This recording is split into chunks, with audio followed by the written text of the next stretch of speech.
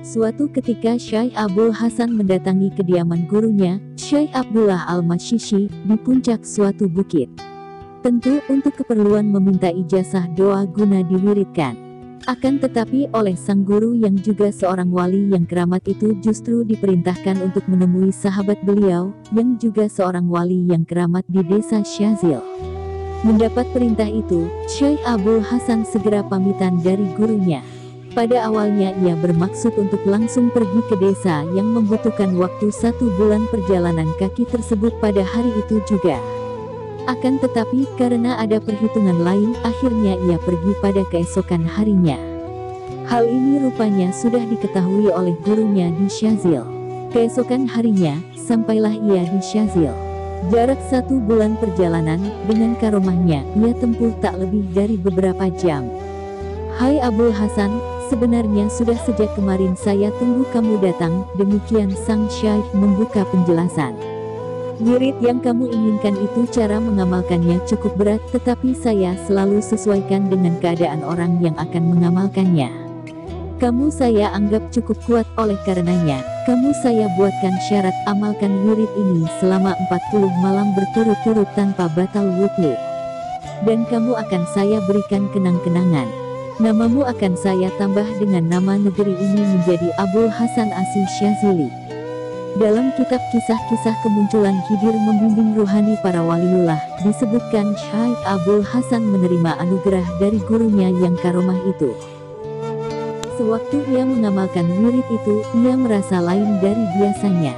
Wirid yang diijazahkan gurunya itu ternyata sangat berat diamalkan, tidak seperti mewiridkan doa-doa yang lain. Kadang-kadang pada malam terakhir ia tak tahan ngantuk lalu tertidur, dan karenanya ia harus memulainya lagi dari malam pertama. Begitu berulang-ulang, akhirnya ia melaksanakan salat hajat mohon kepada Allah supaya bertemu dengan baginda Nabi Muhammad SAW. Doanya makbul, mimpinya didatangi Rasulullah. "Wahai Rasulullah, saya diberi wirid oleh guru saya, tetapi sampai sekarang saya belum bisa menyelesaikan cara pengamalannya. Saya mohon petunjuk," demikian katanya di dalam mimpi kepada baginda Nabi SAW. "Hai Abdul Hasan, ini saya bawakan biji-bijian yang banyak terdapat di tempatmu, tetapi orang-orang belum tahu kegunaannya.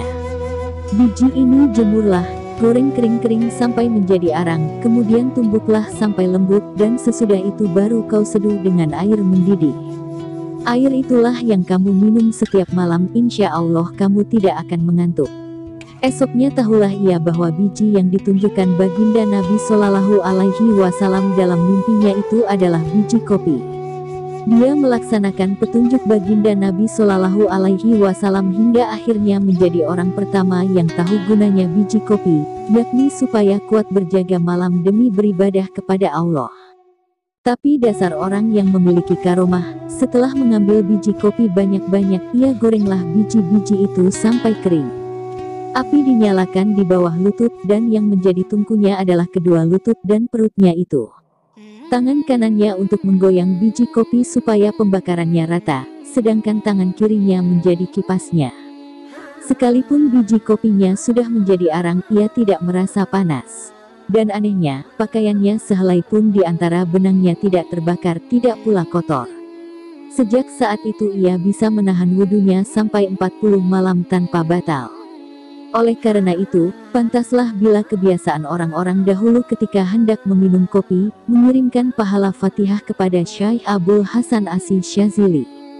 Sumber, buku Kisah-Kisah Kemunculan Khidir Membimbing Ruhani Para Waliullah, diterbitkan penerbit Pustaka Pesantren.